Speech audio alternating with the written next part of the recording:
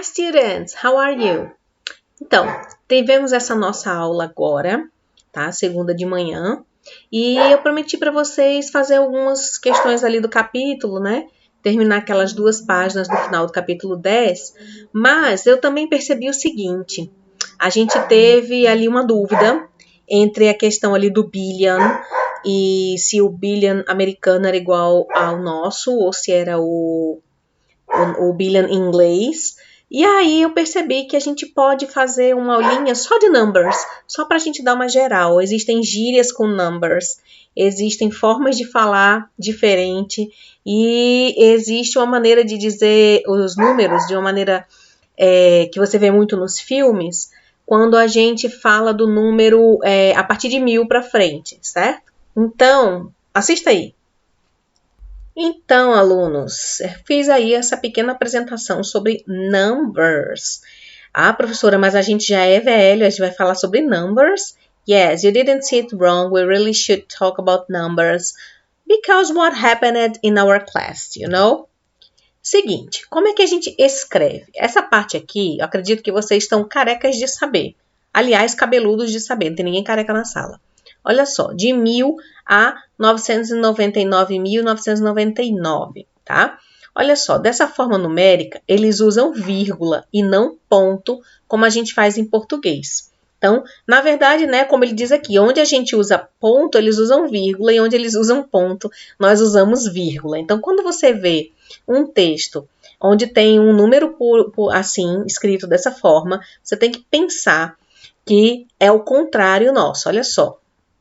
Então, lembrando aqui que 1000 é thousand, olha aí como é que a gente vai escrever esses números.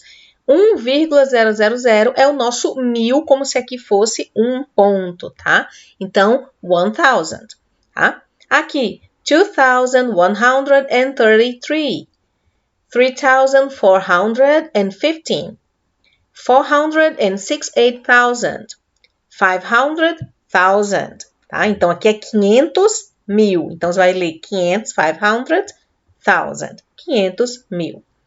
645,740, ok? Então, fica só aí a dica, não esquece disso, tá? Quando o texto for original de lá, é o contrário, certo? E aquela questão do bilhão? Foi do jeito que a gente viu lá na sala de aula, tá? Na sala de aula, olha, já tô acostumada.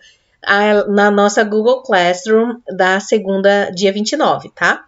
Então, como é que é essa questão, né? A acepção brasileira de bilhão, tá? É usada também nos Estados Unidos e em alguns outros países, que considera 1 bilhão como 1000 milhões, certo? Então, para nós, lá nos Estados Unidos, 1 bilhão, 1000 milhões. Só que, na maior parte do mundo, 1 bilhão corresponde a 1 milhão de milhões. É um número tão grande, né, que é até difícil da gente falar sobre ele. Então, falando em números de zeros, tá? A diferença é de 3 zeros. Em vez de 1 seguido de 9 zeros, como no Brasil, então no Brasil 1 bilhão é um 1 seguido de 9 zeros, 10 sobre 9, não, desculpa, 10 elevado a 9, tá? O bilhão francês, inglês, alemão tem 12 zeros, 10 elevado a 12, tá?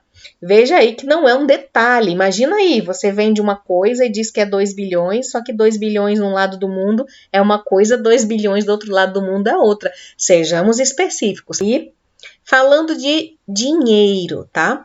Olha só, a palavra hundred é comumente usada para se referir a milhares quando a gente fala com um número que termina com 2 zeros. Logo, um item de uma loja pode custar $1,500 ou $1,500, ok? Então, eles dizem, por exemplo, se a coisa custa 1.500, aqui tem um 15, tá vendo? E aqui tem os 2 zeros do 1000. Então, ele diz $1,500, tá? Ou seja, dizer $1,500 ou $1,500 dá no mesmo, certo? E não é utilizado só no contexto financeiro, não, muito comum. E tem umas abreviações que, inclusive, já estão usando aqui no Brasil. Eu demorei a entender que o pessoal estava usando a mesma abreviação de lá. Alguém que diz assim, eu ganho 2.000 por mês, está dizendo, eu ganho 2K, tá? Então, aí, ó, K para thousand, tá? MM or M para million, BBN, ou bill, para billion, e T or TN for trillions. Aí, essa parte aqui é muito interessante, de vez em quando eu falo nas aulas, tá? Principalmente das 4 operações, mas vamos ver um pouquinho mais. Olha só, como é o nome, como é que a gente chama em inglês, os nomes das operações básicas da matemática. Temos o plus, minus, o times ou multiplied by. Eu vejo muito mais eles usando o times, que é o vezes, tá? Divided by, equal, o resultado. O percent, esse aqui vocês também estão bem acostumados, que aparece muito nos textos, tá? E no americano ele fala percent tudo junto, tá? Também tem essa grafia, percent. Aqui, o 4 elevado ao quadrado, ele vai dizer também quadrado, ó, 4 squared. 4 squared, ok? Se for ao cubo, que é elevado a 3, 7 cubed. Então, você vai dizer o número que está aqui e diz cubed, e se for ao quadrado, squared, ok? Então, 10 ao quadrado, 10 squared. 8 ao cubo, 8 cubed, ok? Esse aqui, ele vai dizer 80 to the power of 10. Esse aqui não ficou, mas seria o elevado, certo? Então, 8 elevado a 10, 8 to the power of 10, tá? E aqui a raiz quadrada, square root of. Esse aqui é até o pé da letra, gente. Root, tá? É raiz. Então, raiz quadrada, square root of. E aí você diz o número do qual você está tirando aí a raiz quadrada. Então, raiz quadrada de 25. Então, square root of 25. Beleza? Olha aí como utilizar para dizer da continha, quando você arma a conta, tá? Olha aí. 10 menos 3 igual a 7. 10 minus 3 equals 7. Ou você pode dizer is 7, que é dizer é 7. 10 menos 3 são 7, tá? Então, usando o verbo to be, is 7. Você pode usar equals também, tá? 5 plus 4 is 9. Então, facinho. Essas outras aqui, acredito, só se vocês forem estudar fora, né? Espero que vários alunos acabem de estudando fora do país. Eu fico gírias com números em inglês. Olha só, muito interessante essas gírias aqui. Algumas têm paralelo com as nossas, tá? Quando a gente diz que deu uma guinada na vida, tá? A gente não deu um giro de 180 graus, não diga que deu um 360, senão você volta para o lugar que você estava, tá? Então, 180 graus aqui, ó. Ele só não vai usar o graus, ele diz 180, tá? Ele diz 180. No inglês americano significa algo como reviravolta, mudança de opinião, igual ao nosso, tá? Então, se você quiser dizer algo como nossa, que reviravolta, você vai dizer wow, what a 180. 411, tá? 411 é o número que eles ligavam quando queriam obter informações.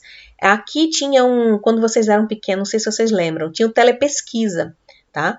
Então, tinha um númerozinho, você ligava mesmo, não era mensagem, você ligava e você perguntava qualquer coisa. Eu queria saber a tábua de maré hoje, eu queria saber o número do hospital tal. Eu estou procurando saber a cotação do dólar hoje. Era um número que você ligava para perguntar o que você quisesse. Ele se chamava telepesquisa aqui, né? Era uma empresa que fazia. Só que caiu em desuso. E lá, esse número era o 411. Tá? E aí virou uma gíria, tipo, se você precisa saber de alguma coisa, precisa de mais informação, 411, tá? Então, olha aí, ó, ele diz aqui, ainda é usado em algumas cidades o número para o qual você liga, caso precisasse saber o telefone de alguém, também isso, você pedia o telefone de uma pessoa, dava nome e sobrenome e ele te dizia, tá? Então, era o número para pedir informações. Olha só, você pode dizer, I need more 411 on that. Preciso de mais informações sobre isso. Fora mesmo do contexto de ligar. Você quer dizer que, olha, eu não posso opinar, eu preciso de mais informação sobre isso, preciso ver mais sobre isso. I need more 411, ok? Vamos para a próxima. 210. Essa tem algo parecido aqui no português, mas eu não vejo mais o pessoal novo usar. A moçadinha não usa mais. Olha só. 210. Vamos ver se vocês pegam aí, ó. I have to take the 210 to work today. Olha só, eu tenho que pegar o 210, mas não é o número de um ônibus, olha só. Você tem 2 pés e 10 dedos nele. Portanto, take the 210 significa caminhar e andando. Trata-se de alguma forma de dizer que você vai a algum lugar a pé. Aqui no Brasil, quando eu era pequena, eu ouvia o pessoal dizer, eu vou de 11. Porque 11, né? Assim, ó. Você, duas perninhas, 11, número 11. Eu vou de 11. E aqui em Natal não tinha nenhum ônibus com a numeração 11, então dava certinho para dizer o 11 só podia ser a pé. Esse aqui o pessoal também já está usando, tá? Que é o 24/7, ou 24/7, né? Quando você quer dizer que alguma coisa acontece 24 horas por dia, 7 dias por semana, tá? Então, ele também é usado lá, tá aqui, ó. Refere-se a algo que acontece o tempo todo, 24 horas por dia e tal. I think of you 24/7, babe. Você está se declarando aí, eu penso em você o tempo todo, 24 horas por dia, 7 dias por semana, tá? E esse aqui, que é o 101, vocês sabem que o 0 pode ser dito all também, principalmente quando você está falando por extenso.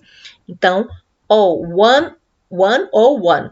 Ele é usado para dizer que uma coisa é básica demais, era um negócio que você já devia saber, aquilo é a base de tal assunto. Então, por exemplo, você pode dizer, you should know how to boil an egg, that's cooking 101, tá? Isso é o básico da cozinha, você tem que saber o que é boil an egg, cozinhar um ovo, tá?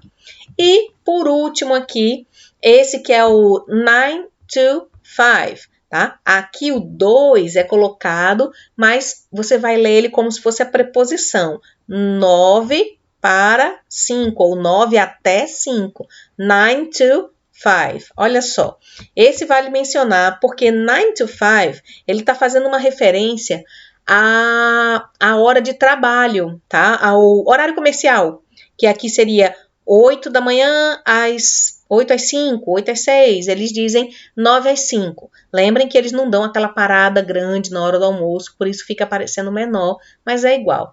Então, ele diz aqui, ó, 9 to 5 refere-se ao horário normal de trabalho em muitos países de língua inglesa, ou seja, a pessoa entra às 9 e sai às 5. They work from 9 to 5, eles trabalham de 9 às 5, tá?